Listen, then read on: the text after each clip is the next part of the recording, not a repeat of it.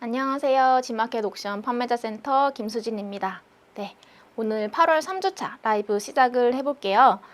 오시면 채팅창에 인사 한 번만 남겨주세요. 안녕하세요. 네. 시작하기에 앞서 G마켓 옥션 파트너 센터 들어가시면 판매 가이드 그리고 온라인 교육 영상 라이브 강의 신청, 지금 보고 계시는 라이브 강의 신청이 별도로 가능하고요. ESN 플러스에 접속을 하시면 제가 이렇게 딱 뜹니다. 그래서 라이브 교육 신청 눌러주시면 라이브 시작 전에 링크랑 문자로 알람 받으실 수 있어요. 안녕하세요, 메이킴님. 네, 그리고 카카오톡 친구 추가, 카카오톡에 G마켓 비즈니스라고 검색을 하셔서 친구 추가를 하시면요. 서비스 개편이 되거나 또 새로운 소식 있을 때 바로바로 전달을 받으실 수 있습니다.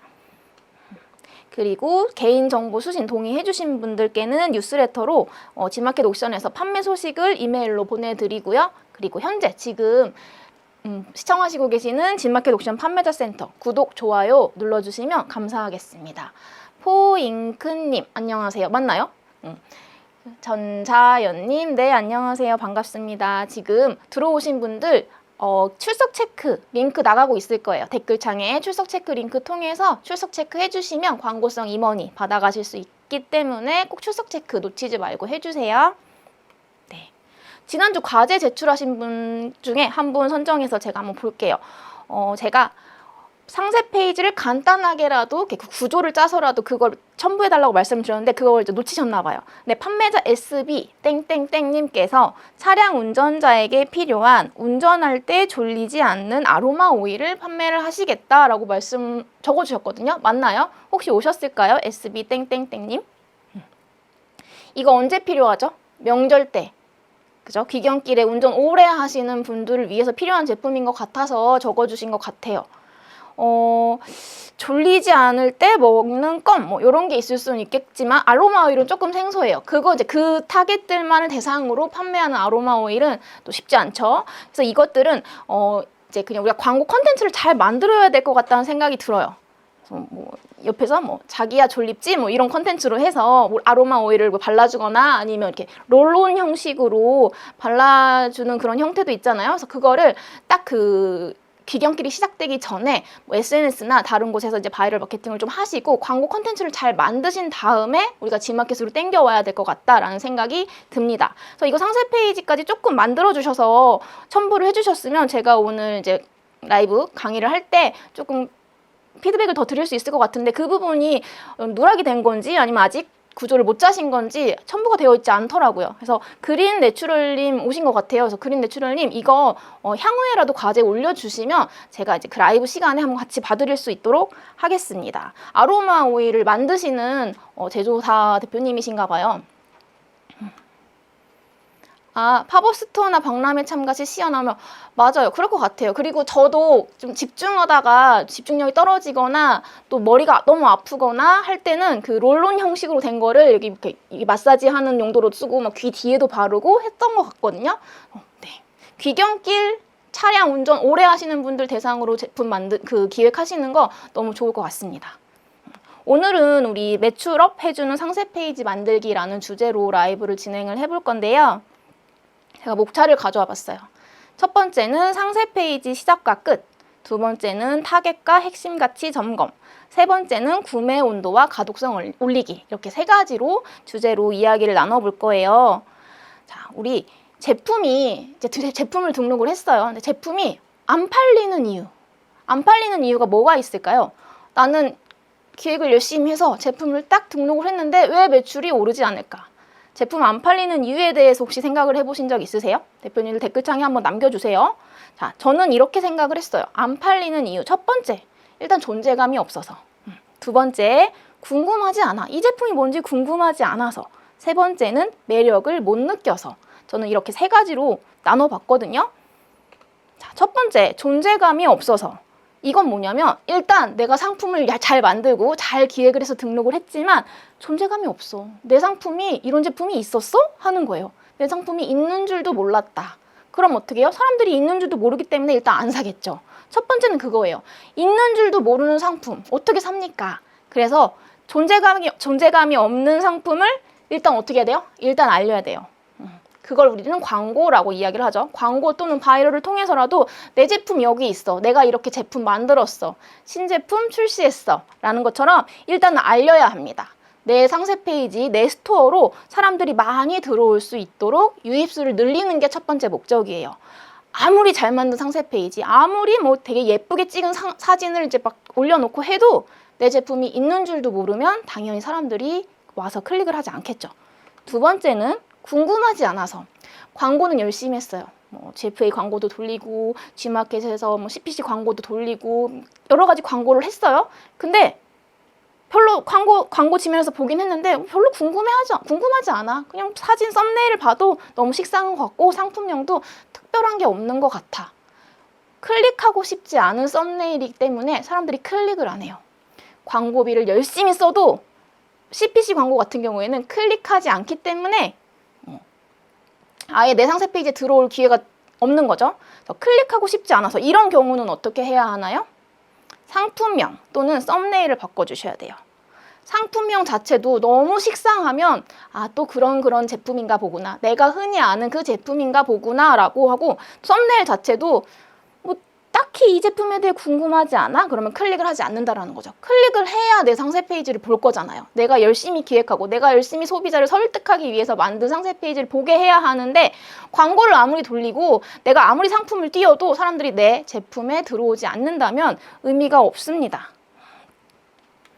만약에 고만고만한 썸네일, 고만고만한 상품명, 남들과 다를 게 없는 차별화가 없는 그런 제품, 그런 썸네일과 상품명이라고 한다면 결국엔 어떻게 해요? 소비자들은 가격이 저렴한 제품을 살 수밖에 없어요. 그렇기 때문에 일단 썸네일과 상품명 자체에도 신경을 써주셔야 된다라는 겁니다. 네. 케이트님, 최혜민님 안녕하세요. 월천엄마님 안녕하세요. 네, 매출업 오늘 해봅시다. 자, 그 세 번째, 매력을 못 느껴서 우리가 광고를 열심히 했어. 그리고 클릭도 많이 받았어. 내 스토어에 유입이 많이 일어났어. 뭐 하루에 100명, 200명, 300명 이렇게 들어와요. 하지만 굳이 상세 페이지를 읽어도 왜 이 제품을 사야 되는지 그런 특별한 이유를 못 느끼고 중간에 상세 페이지를 읽다가 나가버리는 거예요. 아, 그렇구나 하고 나가버리는 거. 이런 경우에는 어떻게 해야 되죠? 상세 페이지를 변경을 해야 되죠. 우리가 100명이 들어와서 한두 명이 구매를 하고 또 이제 많이 구매를 할 수도 있는데 이 유입수 대비 구매 버튼을 누르는 고객이 적으면 전환율이 낮다라고 이야기를 하잖아요. 이 전환율을 끌어올리는 게 굉장히 중요해요. 그래서 광고비를 똑같이 쓰더라도 상세 페이지가 좋아야 전환율이 올라가겠죠. 똑같이 쓰더라도 매출이 얼마가 나오느냐의 차이는 상세 페이지에 있다고 저는 생각을 합니다. 상세 페이지 왜 중요한지 말씀을 드리고 있어요. 그래서 만약에 내 제품이 유입수는 많은데 이탈률이 너무 많다라고 하시면 상세 페이지를 한번 변경을 해보세요. 그리고 상세 페이지 말고 또 중요한 점이 하나 있습니다. 들어왔는데 내가 만약에 소비자라고 생각을 해보세요. 상품 페이지를 보러 들어왔는데 상세 페이지를 다 읽었어. 괜찮은 것 같아. 한번 구매를 해볼까? 라고 했는데 딱 리뷰 봤어요. 최신순 또는 뭐 상단의 리뷰를 봤어요. 아, 이 제품 광고 보고 샀는데 완전 다 거짓말이었어요. 라던가 아니면 이 제품 너무 별로예요. 다 사기예요. 뭐 광고 사기예요. 라는 말 있다거나 아니면 또 다른 단점을 언급을 할 수가 있어요. 그런 리뷰 보시면 혹시 구매하고 싶은 마음이 드세요? 안 들겠죠. 그래서 저는 이 리뷰 점검까지 반드시 해야 된다고 생각을 해요. 그래서 저는 상세 페이지의 시작과 끝은 딱 그 상세 페이지 하나가 아니라 대표 이미지 플러스 상품명부터 중간에 이제 상세 페이지 메인이 있고 그 다음 리뷰, 상단 리뷰, 베스트 리뷰까지 신경을 쓰셔야 된다라고 말씀을 드리고 싶어요. 그래서 상세 페이지 하나만 잘 관리를 한다, 잘 만들었다라고 해서 전환율이 올라가는 게 아니라 이 대표 이미지부터 리뷰까지 다 신경을 쓰셔야 돼요. 그래서 썸네일부터 리뷰까지가 상세 페이지다라고 저는 말씀을 드리고 싶습니다. 그럼 오늘 우리 상세 페이지를 어떻게 만들어야 매출을 조금이라도 올릴 수 있는가 이 내용에 대해서 같이 이야기를 나눠볼 거잖아요. 그래서 좋은 상세 페이지는 어떤 걸까요? 자유롭게 생각하시는 대로 댓글로 한번 남겨주세요. 좋은 상세 페이지란 무엇일까요? 저는 이렇게 생각을 했어요. 고객의 관점에서 구매해야 하는 이유, 명분이 명확하고 또 공감되는 스토리로 끝까지 읽게 되는 상세 페이지가 저는 좋은 상세 페이지라고 생각을 하거든요. 어떠세요? 동의하시나요? 내가 생각하는 좋은 상세 페이지, 내가 혹했던 상세 페이지는 무엇일까를 한번 생각을 해보세요. 자, 제가 다시 한번 읽어볼게요. 고객의 관점에서 구매해야 하는 이유가 명확하고 공감되는 스토리로 끝까지 읽게 되는 상세 페이지가 좋은 상세 페이지다. 제가 중요 부분에 빨간색으로 동그라미를 해두었습니다. 네. 고객의 관점에서 구매해야 하는 이유가 명확하고 공감되는 스토리로 끝까지 읽게. 저는 이렇게 중요한 부분에 표시를 해뒀거든요. 최혜민님, 필요하지 않았는데 구매하게 되는 페이지가 그쵸? 별로 사고 싶은 생각이 아예 없었고 내 뭐라 해야 되지? 내 리스트에 없었는데 딱 보니까 사고 싶어져. 이런 상세 페이지는 그 상세 페이지 자체가 설득을 잘 하는 거죠. 맞습니다. 그래서 우리 첫 번째 고객의 관점에서라고 말씀을 드렸어요. 타겟, 고객이죠. 모든 상품에는 타겟이 있습니다. 그래서 지금 내 상세 페이지, 내가 만들었던 상세 페이지를 한번 점검을 해보세요. 내 상세 페이지에는 과연 어떤 고객에게 이야기를 하고 있는지. 이게 애매모호하면 일단 좋은 상세 페이지가 아닙니다. 그래서 애초에 기획을 하실 때 타겟을 정하셔서 상품을 기획을 하셔야 돼요. 자, 보실게요. 이 프라이팬, 흔한 이 프라이팬도 타겟이 명확하게 나누면 더 좋은 뾰족한 상세 페이지가 나올 수 있습니다. 제가 이 프라이팬을 자취생 또는 뭐 손목이 약하신 분들, 그리고 뭐 유해물질 같은 거에 되게 예민하신 우리 누가 있죠? 아기 엄마들이라던가 또는 이런 부분에서 되게 관여도가 높으신 분들이 있을 수 있잖아요. 이렇게 여러 가지 타겟에 대해서 이제 판매를 할 수가 있어요. 그럼 자취생, 이 프라이팬을 자취생에게 판매를 할 거다. 또는 뭐 1인 가구, 뭐 직장인 이런 분들에게 판매를 할 거다라고 하면 상세 페이지가 다르게 나와야 된다라는 거죠. 일반적인 그 프라이팬 상세 페이지에서 이 자취생을 타겟으로 하면 우리 뭐가 있을까요? 무슨 이야기를 할 수가 있을까요?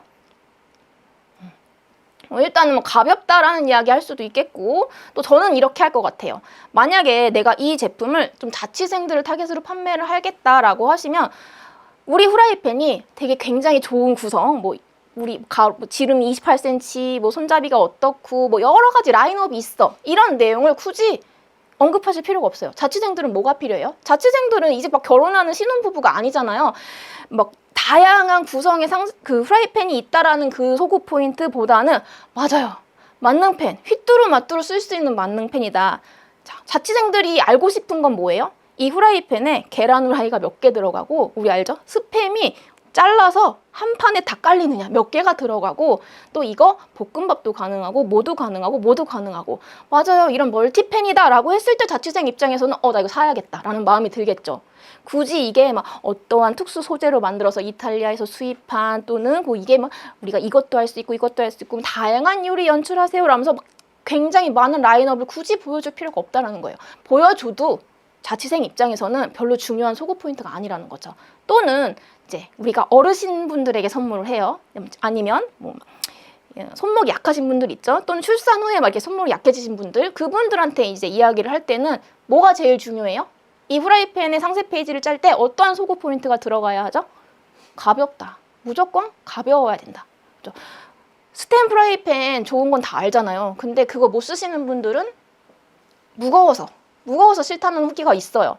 그러면 우리는 가볍지만 안전하다, 뭐 이런 식으로 가면 괜찮겠죠. 그리고 애초에 무거워도 괜찮고 비싸도 괜찮아. 나는 프라이팬 코팅된 그 부분에서 뭐 환경 호르몬이 나온다 이런 게 너무 걱정돼. 나는 아이를 키우는 엄마거든. 뭐 이러신 분들은 애초에 가격 같은 거 신경을 안 쓰실 수가 있어요. 최고급이다, 뭐 이런 식으로 해서 절대 뭐 코팅이 눌러붙지 않는다, 뭐 이런 부분을 강조해 주시면 이런 제품을 찾는 분들에게는 충분히 소구 포인트가 될 수가 있겠죠. 자, 요거 보세요. 요거는 아기 패딩입니다. 지금 너무 더워서 빨리 겨울이 오길 바라는 마음에서 패딩을 가지고 와봤는데, 자, 요런 패딩 우리 이제 들어오신 대표님들 중에 아이를 키우시는 분들도 있을 거예요. 자, 이 패딩은 그냥 가성비가 좋아요. 한 3만 원대로 판매가 되는 제품인 것 같아요. 그래서 이런 제품, 어떤 패딩이죠? 가성비 패딩이죠. 그리고 흔히 우리가 좋은 브랜드들, 뭐 몽클 땡땡 뭐 이런 브랜드들, 명품 브랜드 패딩이 있다고 하더라도 좀 휘뚜루마뚜루 입힐 수 있는, 아까 만능펜처럼 입힐 수 있는 그런 서브 패딩의 개념이란 말이에요. 근데 내가 이 제품을 상세 페이지를 짤 때 뭐 어디 뭐 캐나다 어디에 있는 오리의 구수 함량이 뭐 얼마고, 또는 소재가 뭐 어디서 어떻게 짜여진 소재고, 뭐 이런 것들을 강조할 필요가 없다라는 거죠. 이걸 사시는 분들은 그냥 가성비 패딩을 찾는 거예요. 막 입힐 수 있는 거. 그러면 우리가 이게 내가 이 제품을 사는 타깃이 누군지 명확하게 알았다고 하시면, 내가 정했다고 하시면 그런 부분을 강조해 주셔야 되는 거죠. 뭐 제일 중요할까요? 저도 이런 류의 제품을 팔았었거든요. 뭐라고 팔았냐면 세탁기에 막 넣고 돌릴 수 있는 패딩. 애기들이 얼마나 묻힙니까? 그쵸? 앞에 묻히고 뭐 밖에 한번 놀이터 놀다 오면 거의 이제 뭐 흙탕물에 다 튀기고. 근데 그런 것들 매번 세탁소에 맡길 수 없잖아요. 세탁소에 맡기면 뭐예요? 다른 패딩, 다음날 패딩 뭐 입어? 그러니까 이런 것들을 그냥 다 상세 페이지에 녹여내는 거예요. 그럼 아기 엄마라면 충분히 공감을 한단 말이에요. 제가 뒷부분에 공감 부분도 이야기를 할 건데, 이런 가성비 제품을 찾는 사람들을 타겟으로 내가 상세 페이지를 짰다라고 하면 굳이 구수 함유량이 얼마야, 오리털 함량이 얼마야, 그래서 얼마나 따뜻해, 뭐 이런 내용보다는 그런 부분을 강조를 해주시는 게 훨씬 좋죠. 지갑 열리시죠? 제가 조금 뒤에 더 지갑 열리게 해드릴게요. 그래서 두 번째, 핵심 가치. 왜 이 상품을 사야 하는가? 내가 상세 페이지를 만들었잖아요. 그 상세 페이지를 한번 쭉 보시고 이 상품을 사야 되는 이유가 하나의 문장으로 정의되는지를 한번 보세요. 그리고 잘된 상세 페이지를 보면요, 처음부터 끝까지 읽고 이 상품은 왜 사야 되겠구나라는 게 명확하게 보이거든요. 하나의 문장으로 사야 되는 이유가 정의되는가, 이것을 우리는 핵심 가치라고 이야기합니다.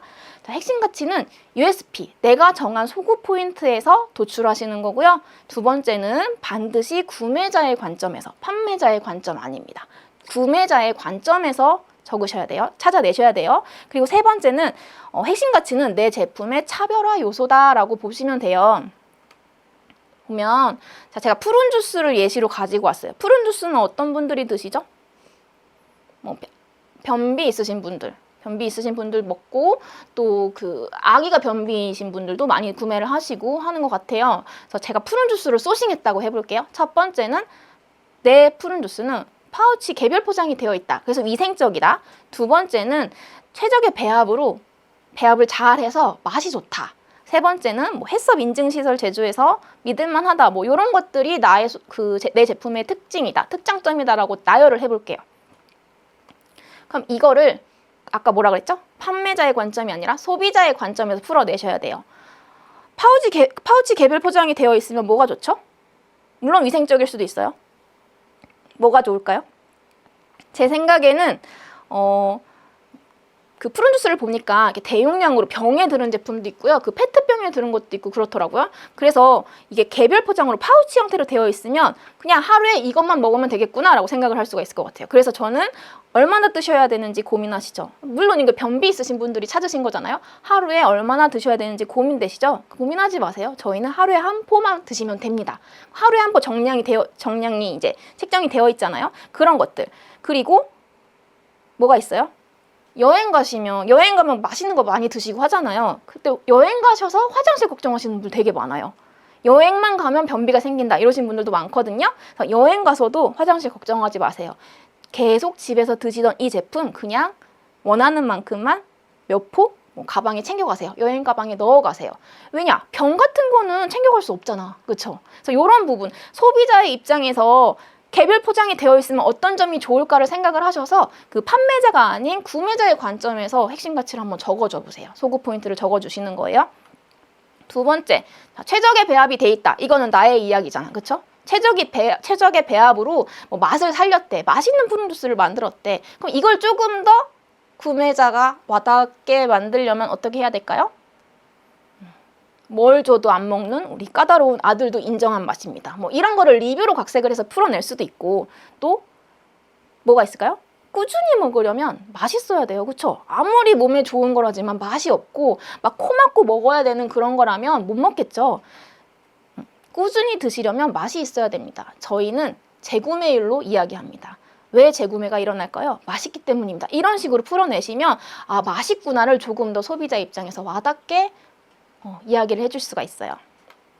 자, 핵심 가치가 뭐가 될까요? 지금 우리 다 이렇게 이야기를 했죠. 제가 소싱한 이 제품, 파우치 개별 포장이 되어 있고 최적의 배합으로 맛이 좋고 또 해썹 인증시설에서 제조를 했다라는 이 제품을 그러면 상세 페이지를 썼다라고 했을 때 하나의 핵심 가치 한 줄로 정리를 해보면 어린아이들도 먹을 수 있는 안전하고 맛있는 온가족 푸른 주스 이렇게 나올 수가 있어요. 내 상세 페이지에. 그쵸? 자, 두 번째 다른 푸른 주스예요. 예를 들어서 다른 건 다 비슷하다고 해볼게요. 두 번째 푸른만 100% 최적의 배합 아니고 우리는 푸른만 100% 원액이 들어갔어 라는 제품을 소싱을 했다라고 해볼게요. 내가 내가 만드는 제조사가 아닌 이상 소싱한 제품에 따라서 상세 페이지를 다 다르게 만들어야 되잖아요.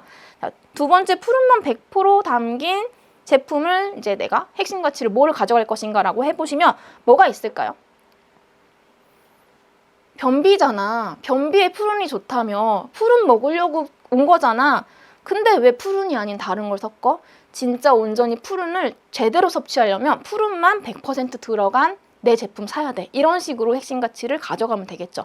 그럼 이 얘기만 계속하면 돼. 우리는 푸른이 100%야. 다른 데는 뭐가 섞였네? 뭐가 맛을 좋게 하려고 이것저것 섞였네? 아니야. 푸른만 100% 들어가도 맛있을 수 있어. 푸른에 대한 효능을 제대로 느끼려면 푸른 100% 들어간 원액을 먹어야 돼. 라는 식으로 설득을 하는 거예요.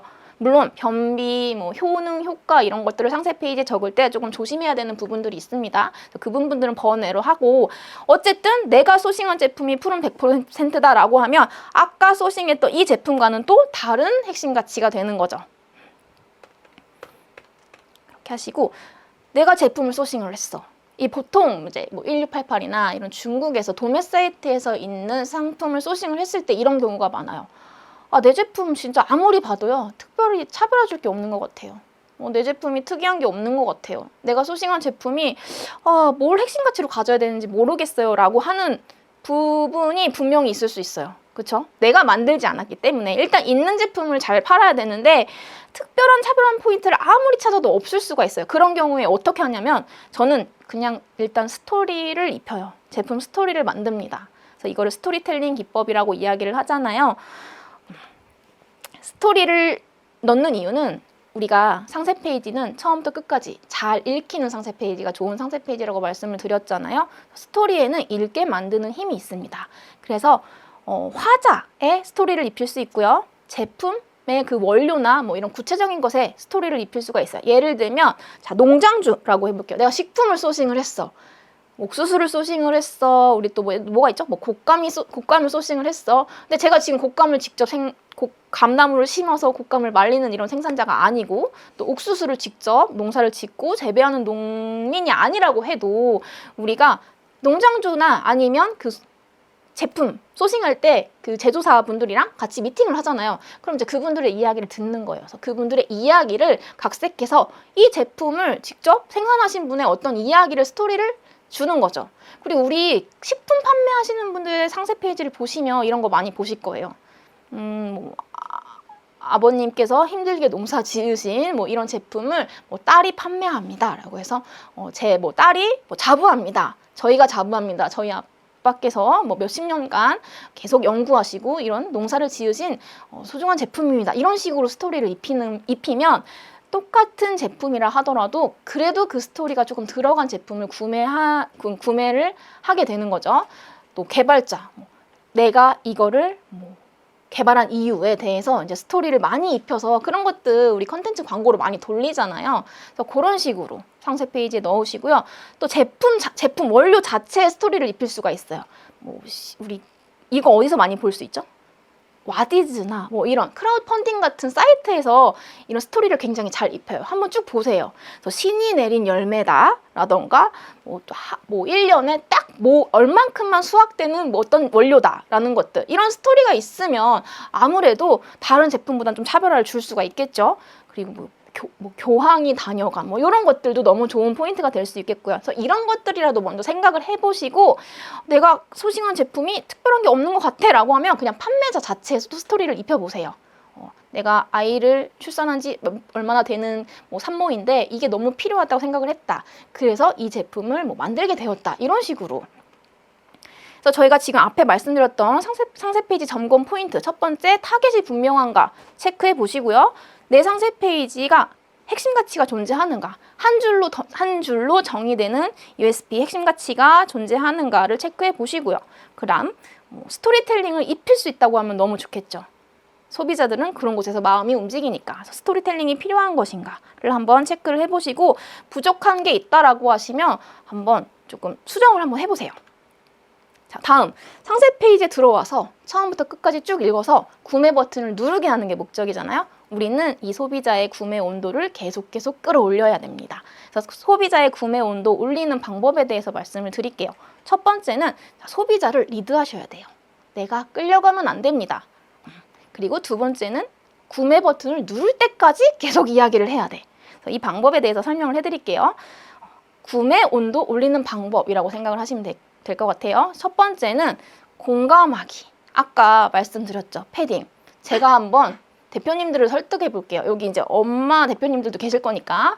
저도 아이를 키워봤지만 7세 이하 또는 뭐 초등학교 저학년 이하 아이들은 비싼 패딩이 전혀 필요 없습니다. 왜냐하면 아이들 보통 이동할 때 어떻게 이동하죠? 차에 타고 이동하잖아요. 카시트에 타고 이동하기 때문에 두껍고 비싼 패딩 입혀봐야 어차피 차에서는 또 벗겨야 되고 또 실내를 통해서 이동하지 아이들이 비싼 패딩을 야외 활동을 하는 시간은 상대적으로 너무 적어요. 그런데 굳이 왜 몇십만 원, 50만 원, 80만 원, 100만 원이 넘는 패딩을 사 입히시냐고요. 차라리 그 돈 아끼시고 아이 교육에 좋은 전집을 구매하시고요. 패딩 같은 거는 매번 빨아서 입힐 수 있는 빨아서 이거 건조기까지 돌릴 수 있어요.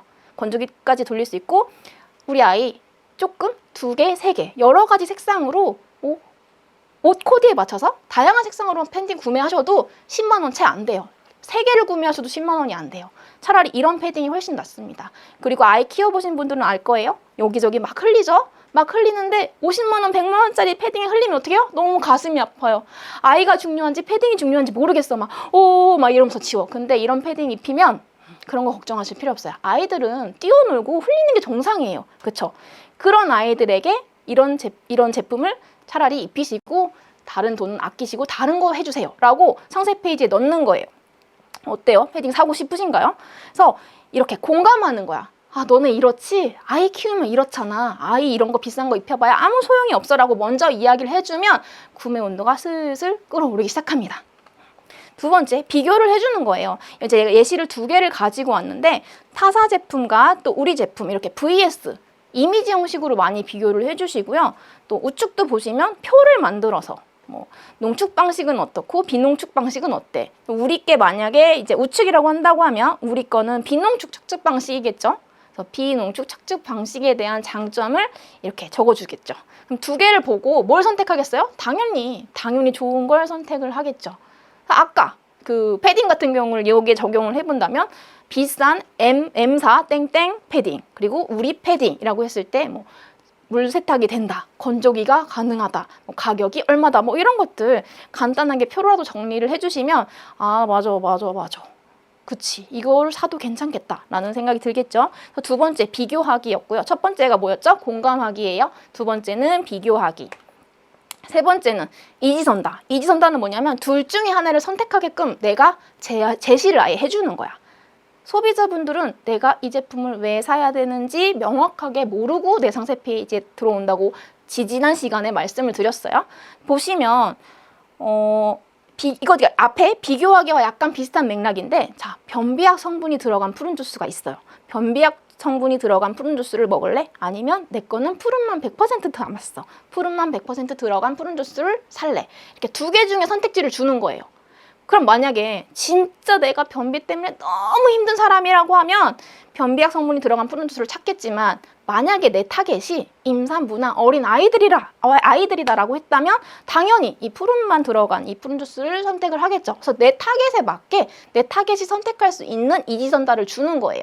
내 제품을 당연히 선택하게끔 해야 되겠죠. 이 이지선다 기법이 있고요. 네 번째는 문제 제기를 하는 거예요. 평소에는 생각하지 못했거나 또는 뭐 생각을 했다고 하더라도 아 이게 이렇게 위험한 거였어? 이게 이렇게 중요한 문제였어? 라고 다시 한번 생각을 하게끔 결핍을 주는 거예요. 자 이거 뭐예요? 우리 모기 있을 때, 초파리 있을 때, 저 얼마 전에 초파리 때문에 굉장히 고생을 많이 했는데 이걸로 해도 초파리 안 죽더라고요. 어쨌든 이런 제품 저는 사무실에서 쓸 거기 때문에 아무거나 샀어요. 근데 만약에 이거를 저희 아이 방에 또는 신생아를 키우시는 부모님들께서 모기나 초파리를 죽이기 위해서 구매를 한다라고 하면 아무거나 구매하실까요? 아니죠. 설령 구매하시려고 들어왔다고 하더라도 이제 그 상세 페이지에 신생아들이 있는 집에서 써야 되는 그 모기 퇴치기, 모기 에프킬라는 다르다라고 우리가 상세 페이지에 이야기를 해줘야 돼요. 그래서 어린 아이들은 일반 시중에 사용하는 에프킬라를 사용했을 때 이러이러한 성분 때문에 위험할 수 있다라고 판매자인 내가 직접 상세 페이지에 알려주는 거예요. 그렇기 때문에 신생아나 어린 아이들 키우는 집 안에서는 우리 거 천연으로 만들어진 우리 퇴치제를 사용을 해야 됩니다 라고 내가 설득을 하는 거죠. 이렇게 문제를 제기하는 방법이 있고요. 또 이것도 보세요. 이게 뭘까요? 우리 호텔 같은 데 놀러 가면 이런 전기포트가 하나씩 꼭 있죠. 근데 여기에 있는 게 뭐 더럽다라는 인식이 좀 많은 것 같아요. 지저분하고 뭐 어떤 그 영상을 봤는데 뭐 여기다가 라면도 끓이시고 또 뭐 양말이나 이런 걸 빤다 이런 이야기가 있더라고요. 어쨌든 이게 이제 조금 지저분하다라는 인식이 강해지면서 어린 아이들을 키우는 그 분유를 먹여야 되는 아이를 이제 데리고 여행을 하시는 분들은 이 여행용 전기포트도 많이 이제 가지고 다니시더라고요. 그래서 그런 분들에게 자 이렇게 일반 호텔에 있는 전기포트가 얼마나 더러운지 아세요? 이러면서 그 관련 기사나 이런 컨텐츠 같은 것들 다 보여주는 거예요. 그러면서 이제 무섭게 결핍을 주는 거야.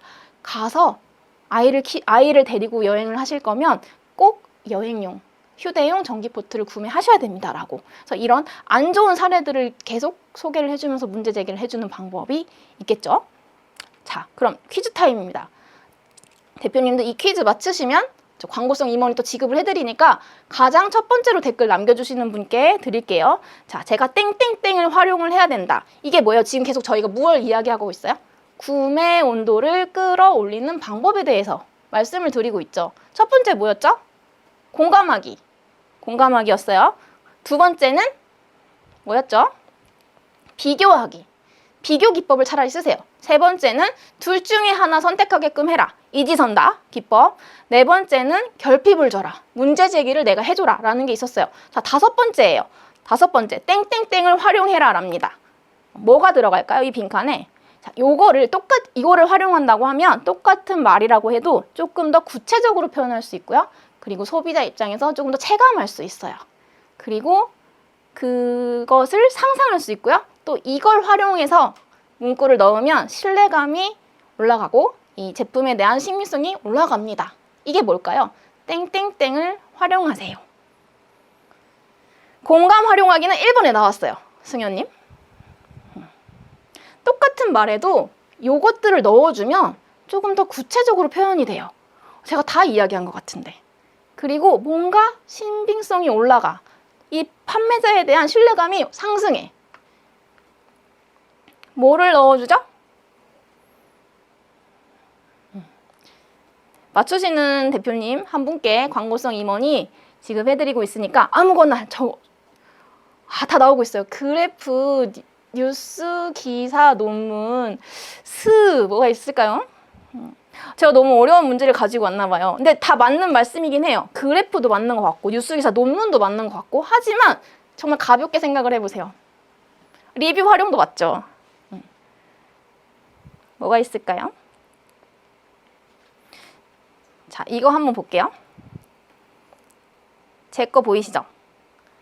여기 이제 그 G마켓 옥션 유튜브 라이브를 표현을 할 때, 자, 뭐 예를 들면 대기업 퇴사 후 연매출을 잘 일으키고 있는 땡땡땡, 뭐 오네어 합니다. 이렇게 적은 것보다 연매출 몇 억이라고 구체적인 수치를 표현을 해줬죠. 답이 나오셔야 돼요. 퇴사하고 온라인 판매 잘하고 있어요 라는 것보단 퇴사하고 연매출 몇 억 했어요가 훨씬 더 좋다라는 거죠. 계속 나오고 있는데 인증, 스토리텔링, 1위 선정, 데이데이 형님 답에 거의 다 가까워지셨어요.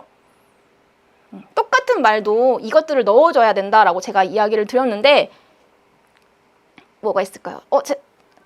저 빨리 이 정답자분을 선정해주고 싶어요. 연매출을 나왔어요. 함지혜님. 숫자, 맞아요. 숫자입니다. 숫자를 활용하셔야 돼요. 그냥 쓰지 마시고 숫자. 함지혜님 빠르셨어요. 함지혜님께 경고성 임원이 지급을 해드리겠습니다. 네, 숫자 활용하기 있어요. 예시를 가지고 와볼게요. 수치 활용하기. 그래서 재구매가 높아요 라는 것보다는 10명 중 9명이 재구매했어요. 훨씬 더 낫겠죠? 그리고 4개월 만에 월 1,000만 원 달성. 그냥 뭐 어떤 매출이 잘 나고 있어요 보다는 4개월 만에 월 1,000만 원을 달성했습니다. 이렇게 구체적인 수치나 이런 게 들어가면 훨씬 더 좋겠죠. 그리고 사은품 제공. 끝나는 게 아니라 약 얼마 상당의 사은품이라고 하시면 훨씬 더 와닿겠죠. 공감하시나요? 네. 그래서 제가 중요하게 소비자가 읽어야 되는 포인트에는 무조건 이렇게 숫자를 집어넣습니다. 제가 아까 제 화면을 부끄럽지만 예시로 띄워드린 이유는 맞추시라고 막 띄워드렸는데 저도 뭐 제가 퇴사 후 뭐 얼마 하고 이런 것들 부끄럽습니다. 하지만 G마켓에서 이렇게 포인트를 집어주신 게 어쨌든 이렇게 해야 소비자분들이 한 번 더 이 배너를 쳐다볼 거니까. 그래서 숫자가 들어가는 이유가 다 있습니다. 그리고 가독성 높이는 방법에 대해서 말씀드릴게요. 제가 좋은 상세 페이지는 처음부터 끝까지 읽혀야 된다라고 했죠. 맞아요. 연매출 수치. 연매출 자꾸 이야기하지 마세요. 제 연매출은 예시로 가지고 온 거예요. 답이 계속 안 나와서. 숫자가 맞습니다. 수치를 꼭 활용을 해보세요. 이거 수치 활용한 예시 댓글로 많이 남겨주세요. 그래서 내 상세 페이지에 적용해 볼 수 있는 여지가 충분히 있거든요. 그리고 이제 이어서 말씀을 드리면 가독성 높이는 방법에 대해서 설명을 해드릴게요. 자, 가독성 높은 상세 페이지 의외로 굉장히 중요한데요. 이걸 신경 안 쓰시는 분들도 많아요. 잘 읽혀야 이탈을 안 하죠. 아무리 좋은 상세 페이지, 아무리 기획이 탄탄한 상세 페이지에도 너무 어려운 말로 되어 있고 무슨 말 하는지 모르겠고 일반 소비자 입장에서는 너무 전문적인 용어들이 많은 것 같아 라고 하면 이탈할 수밖에 없어요. 요즘 소비자분들은 피곤한 거 싫어합니다. 딱 봐도 알아듣기 쉽게 다 이해할 수 있게끔 적어주셔야 돼요. 그래서 뭐가 있냐? 짧고 간결하게 군더더기 없이 표현을 해라 라고 제가 말씀을 드리고 있고요. 또 두 번째는 이제 디자인적인 부분인데 눈이 편안한 레이아웃이어야 돼요. 설명을 해드릴게요. 자, 짧고 간결하게는 무슨 뜻이냐? 길면 외면합니다. 그래서 직관적인 언어를 사용해 주시는 게 좋아요. 근데 직관적인 언어라는 것 자체가 저는 좀 어려워요. 그래서 직관이란 뭘까라고 검색을 해봤어요. 그래서 판단, 추론 등을 게재시키지 않고 대상을 직접적으로 인식하는 일이라고 합니다. 한마디로 소비자가 한 번 더 생각할 필요도 없이 그냥 바로 알아들을 수 있게 이야기를 해줘 라는 거예요. 그래서 우리가 상세 페이지, 내가 진짜 잘 맞는 상세 페이지도 보다 보면 조금 한 번 더 소비자 입장에서 생각해야 되는 그런 카피들이 있을 수 있어요. 그런 거 말고 그냥 우리 소비자는 누구다? 저기 초등학교 한 1학년 정도 된다라고 생각을 하시고 충분히 쉽게 풀어내실 수도 있어요. 괜히 조금 더 어려운 뭐 한자가 적긴 언어라던가 뭐 영어를 이야기하신다거나 그거보다는 저는 그냥 무조건 쉬운 언어가 제일 좋다라고 생각을 합니다. 제가 지금 쉬운 언어로 대표님들께 이렇게 라이브를 진행을 하고 있는지는 모르겠어요. 자, 요거 한번 볼게요. 저희 아이예요. 모자이크를 했지만 저희 아이입니다. 자, 이 제품 이제 여름 쿨매트를 판매를 한다라고 해볼게요. 이거를 소비자의 관점, 소비자의 언어로 상세 페이지를 짠다. 내가 문구를 만들어낸다라고 하시면 어떻게 만들어낼 수 있을까요? 댓글로 남겨주세요. 자, 이 제품 상세 페이지에 실제로 들어가 보면 제가 굉장히 오래전에 산 제품이기 때문에 지금도 판매를 하는지는 모르겠어요. 피부 온도를 몇 도 낮춰주는 땡땡 공법으로 만들어진 신소재 또는 이 제품이 이제 만들어진 원리나 이런 것들에 대해서 굉장히 자세하게 나와 있거든요. 근데 이제 소비자 입장에서는 화학공학과가 나오는 사람이 아니면 이 제품이 그래서 시원하구나 라는 걸 잘 모를 수 있어요.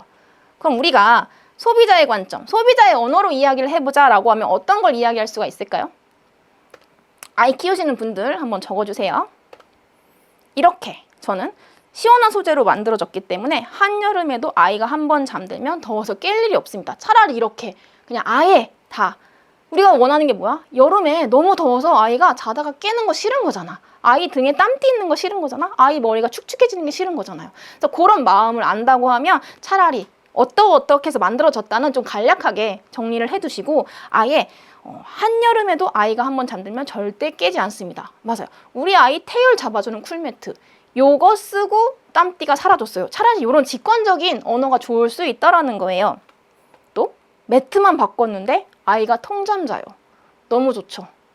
이런 것들 지금 말씀해주신 이런 것들 다 나중에 광고 컨텐츠로 사용하셔도 돼요. 우리가 흔히 보는 SNS 광고 다 이런 것들이잖아요. 그래서 매트만 바꿨는데 아이가 통잠 잘 수 있다면 구매 안 하시겠어요? 저 같으면 바로 구매할 것 같은데. 그래서 이런 소비자의 언어로 풀어서 나타내 주시는 게 너무 좋고요. 가독성에도 훨씬 더 좋습니다. 짧고 간결하게. 그래서 어떻게 하라?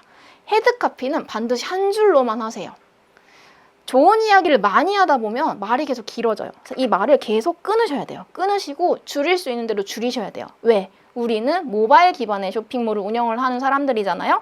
그리고 헤드카피는 반드시 한 줄이라면 두 번째 서브카피도 2줄 이내로 짧게 축약해서 말씀을 적어주셔야 돼요.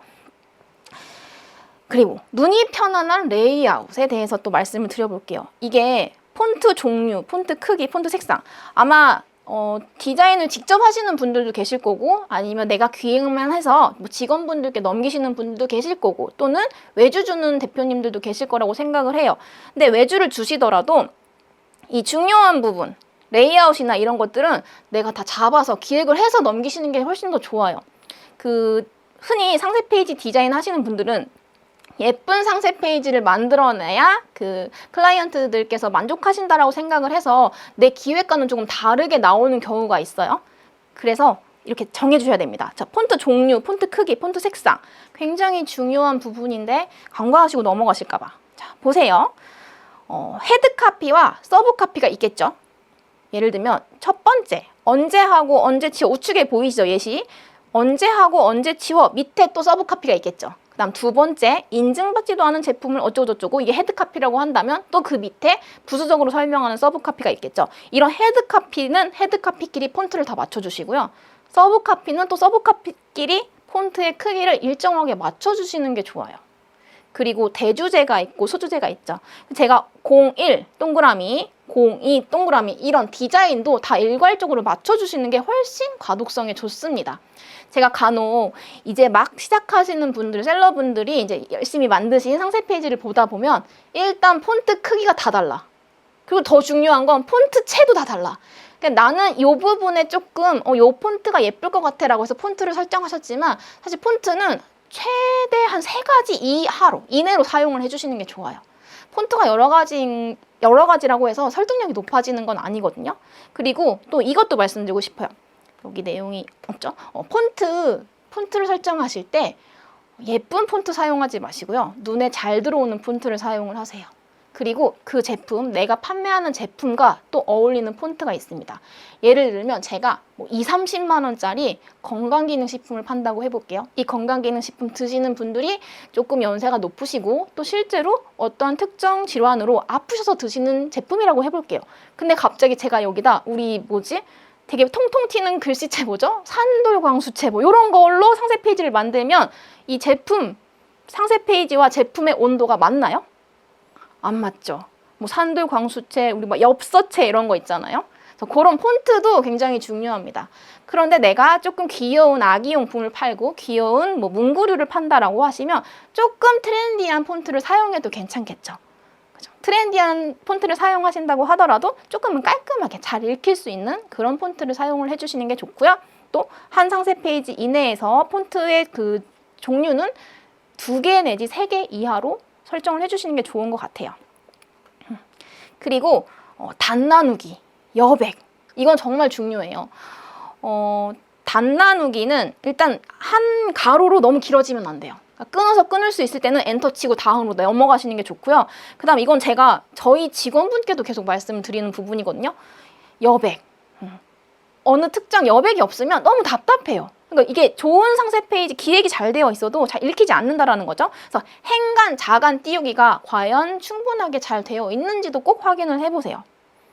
이게 행간이 좁아도 답답하고요. 자간끼리 너무 좁아도 답답해요. 그래서 자간을 늘릴 때도 있고 좁힐 때도 있지만 어쨌든 기본 자간 자체가 조금 어느 정도 비어 있어야 된다라는 거. 그리고 또 이러신 분들 계세요. 이미지 위에 카피들을 넣으시는 분들이 계세요. 이미지 위에 저는 텍스트 들어가면 잘 안 읽힌다고 생각을 해요. 만약에 이미지 위에 텍스트를 넣는다라고 하시면 그건 하나의 디자인이라고 생각을 하시고 내가 특정, 설득을 해야 되는 카피를 넣으실 때는 아예 이미지 띄워주시고 넣어주시는 게 좋아요. 사실 그냥 가장 기본적으로 텍스트, 이미지 이렇게 들어가는 게 저는 제일 깔끔한 상세 페이지가 되지 않을까라는 생각을 합니다. 자, 대표님도 제가 예시로 하나 가지고 왔어요. 제가 지금 계속 말씀드렸던 단 나누기, 여백 또는 헤드카피, 서브카피 뭐 이런 것들 말씀드렸죠. 한번 보세요. 똑같은 문구가 들어가 있는 두 가지의 컨텐츠예요. 첫 번째, 땡땡에서 가장 잘 팔리는, 땡땡이 가장 잘 팔 수 있는 카테고리는 바로 식품이다 라고 광고를 하고 있는 특정 광고를 캡처를 했어요. 근데 똑같은 말을 하고 있습니다. 우측. 근데 어떤 게 더 눈에 잘 들어오세요? 저는 우측이라고 생각을 하거든요. 좌측 걸 보면요. 이게 이제 가장 잘 팔리는, 가장 잘 팔 수 있는이 더 강조를 해야 되는 부분인 것 같은데 오히려 그 부분이 적고요. 지금 뭐가 들어와요? 카테고리는 바로가 더 눈에 들어와요. 이게 중요한 단어가 아니잖아요. 중요한 단어가 아닌데 이거를 왜 크게 했냐고. 우측으로 바꿔야 되는 거예요. 그리고 가장 잘 팔리는, 가장 잘 팔 수 있는을 일부러 고의적으로 이렇게 음절을 맞췄죠. 그래서 하나로 그 정렬을 이제 좌측 정렬로 해서 잘 팔리는과 잘 팔 수 있는을 맞췄어요. 그럼 조금 더 눈에 잘 들어오고요. 그리고 아까 말씀드렸던 중요하지 않다라고 생각을 했던 그 카테고리는 바로는 작게 굵기 없애고 식품을 강조해줬죠. 좌측과 우측 똑같은 그 카피 용어들이 다 들어가 있지만 가독성 면에서는 우측이 훨씬 더 좋고요. 누군가 이 광고를 봤을 때 우측이 훨씬 더 잘 읽힌다라고 보면 되겠습니다. 이만큼 그 단나누기, 여백, 그리고 뭐 헤드카피의 폰트, 크기 이런 것들이 굉장히 중요해요. 그래서 기획을 잘 하시고요. 나중에 디자인 부분 가실 때 우리가 검토해야 되는 부분은 과연 가독성이 좋은 상세 페이지인가 이런 부분도 꼭 점검을 하셔야 돼요. 그래서 저희 이제 다음 주 과제도 나가겠죠. 다음 주 과제는 향후 판매하실 제품 잠시만요. 아이고. 네, 저희 과제 나갈 건데 8월 라이브 과제 잠시만요. 지금 이제 향후 판매하실 제품의 상세 페이지 구성을 다시 짜오셔야 돼요.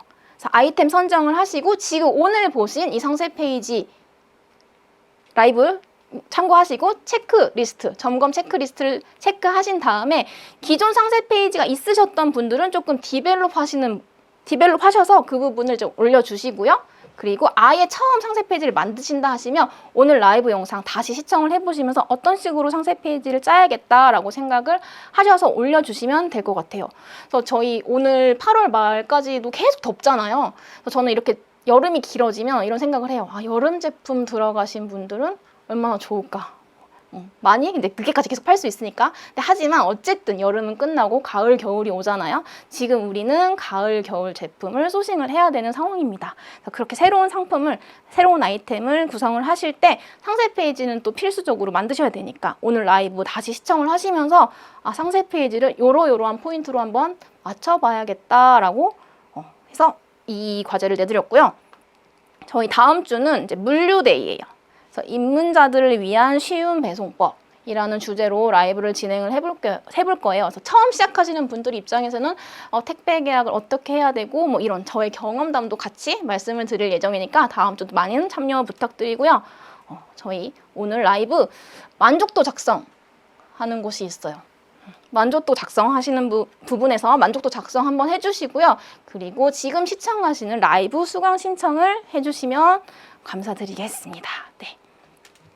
오늘 하루도 기분 좋은 하루 되시고요. 8월 3주차 라이브 이것으로 마치도록 하겠습니다. 감사합니다.